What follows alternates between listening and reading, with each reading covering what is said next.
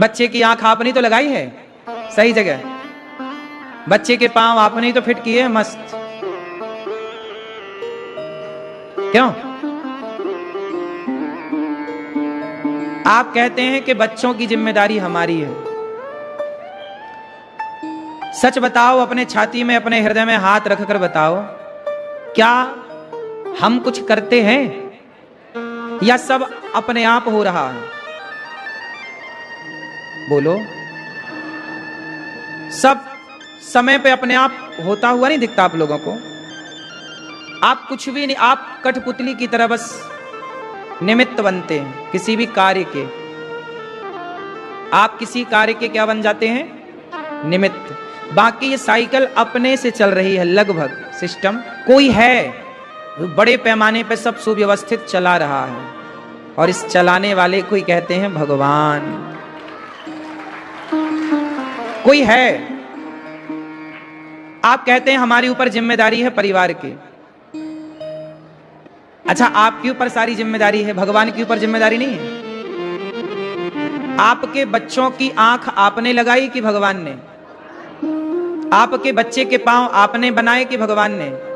तो जिम्मेदारी पांव बनाने की, जिम्मेदारी प्राण डालने की, जिम्मेदारी आंख बनाने की किसकी है फिर? इसलिए जब उस परमात्मा ने इतना बनाया है, आंख बनाई, कान बनाया, सब तैयार करके बाहर भेजा, जिसने मुंह बनाया, जिसने पेट बनाया, जिसने पेट भरने को अन्न बनाया, जिसने जन्म लेने के बाद मां के आंचल में दूध बनाया, वही भगवान सब कुछ करता है भक्तों। हम केवल ये समझ बैठते हैं कि जी हम में बड़ी जिम्मेदारी है, हम जिम्मेदार हैं। नहीं, हम बहुत बड़े लापरवाह हैं।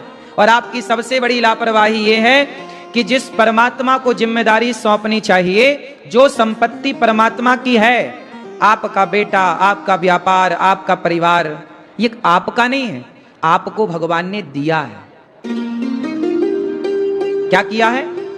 जैसे ट्रेन आपकी नहीं है, पर आप ट्रेन में यदि यात्रा कर रहे हैं तो आप क्या कहते हैं? ये सीट मेरी है, ये सीट, ए भैया मेरी सीट से हटो, चलो, ये रिजर्वेशन मेरा, देखो ये सीट मेरी है। जबकि ना वो सीट आपकी है, ना वो ट्रेन आपकी है। सच्चाई तो ये है कि वो ट्रेन आपकी नहीं है, और सच्चाई ये भी है कि वो सीट आपकी नहीं है, लेकिन हाँ कुछ घंटों के लिए आपको दी गई है व्यवस्था के लिए। बात सही है कि गलत है? उसी तरह जैसे ट्रेन अपनी नहीं है, पर ट्रेन में सीट कुछ घंटों के लिए अपने को मिल गई, उसी तरह ये संसार अपना नहीं है, पर इस संसार में 25-50 साल के लिए अपने को सीट भगवान ने दे रखी है, जाओ जी लो। 25-50 साल के लिए, 100 साल के लिए आपकी सीट कंफर्म है। बाकी ये ट्रेन तुम्हारी नहीं है, ये साइकिल, ये सिस्टम तुम्हारा ईश्वर का। ट्रेन मंजिल आते ही तुम्हें सीट छोड़नी पड़ेगी। इसका मतलब है आप कहते हैं कि मेरे ऊपर जिम्मेदारी है परिवार की, व्यापार की, मैं बंधा हूं परिवार से। आप ना कैसे बंधे हैं? आप सब मान रहे हैं, हाथ उठा के आपने बताया गुरुजी हम बंधे हैं परिवार से, जिम्मेदारियों से, व्यापार से बंधे हैं। तुम कैसे बंधे हो इसका भी एक हिसाब सुनाता हूं तुम्हें, सुनो। तुम कैसे बंधे हो सुनो। एक गधा था धोबी का। अभी आप लोग बताना कि वो गधा कौन? पहले पूरा सुनो, पूरा सुनो, फिर अपन गधे पे आएंगे। एक धोबी था, उसका एक गधा था, पालतू गधा। धोबी कपड़ों का गट्ठा रखता, धोबी घाट ले जाता, गधे के पीठ से उतारता, धुल कर फिर पीठ पे ला देता, गधे को लाता। ये रोज का काम था धोबी का। एक दिन घटना ये घटी कि गधा को लेकर धोबी घाट पहुंचा। धोबी पर गधे को बांधने की रस्सी भूल गया। तो रोज तो गधा बांध देता था फलाने पेड़ के नीचे, लेकिन आज गधे को बांधे कैसे, क्योंकि रस्सी तो लाया नहीं। अब धोबी बड़ा परेशान, क्या करूं, गधे को कहां बांधूं, छोड़ूं तो जंगल भाग जाए, कहां ढूंढूंगा, और कपड़ा ना धोऊं तो समय से कपड़ा देना है, और आज राजा के कपड़ा लाया है संयोग से, और टाइम पे देना है, समय खराब नहीं करना है, वापस जाए रस्सी लाने, समय बिगड़े। तब तक वहां एक संत जी दिख गए। धोबी बोला, महाराज संत भगवान जय हो, कोई रस्सी पड़ी हो तो दे दो। संत जी बोले, क्या करना है? बोले, ये गधे को बांधने की रस्सी भूल गए। संत जी बोले, बिना रस्सी के भी गधे को बांधा जा सकता है। कैसे? बोले, तू कहां बांधता था? बोले, इस पेड़ के नीचे। चल खड़ा कर। गधे को खड़ा किया। संत जी ने कहा, इसके गले में झूठ मूठ का हाथ डाल। जैसे तू सचमुच बांधता था, आज तू बांध मत, बांधने का झूठा अभिनय कर, एक्टिंग कर। उसके गले में हाथ डाला झूठा। अच्छा, गधा को थोड़ी पता था कि रस्सी भूल गया है।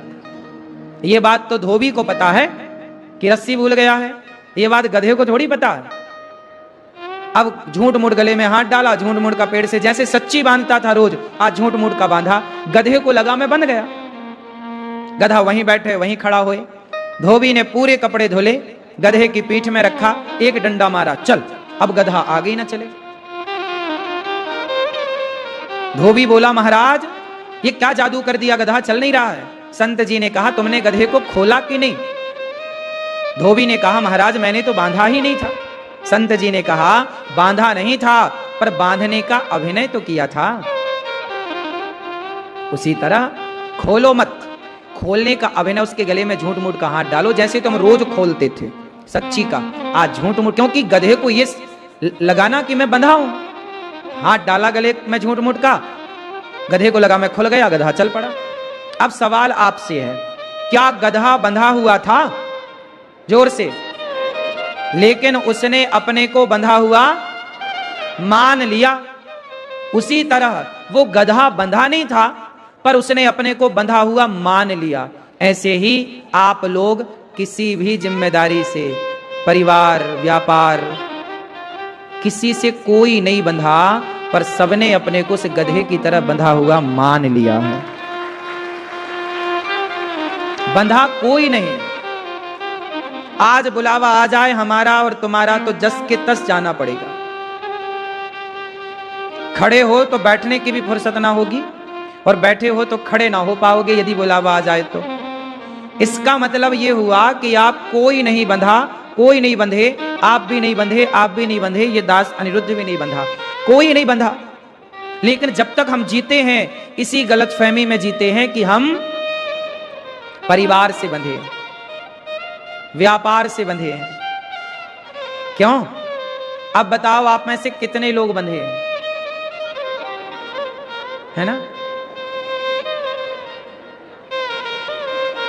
क्यों मैया, भैया बंधे हो? खुल गए? हाँ, कथा क्यों सुननी चाहिए? क्योंकि कथा ही तुम्हें बंधन से मुक्त कर सकती है।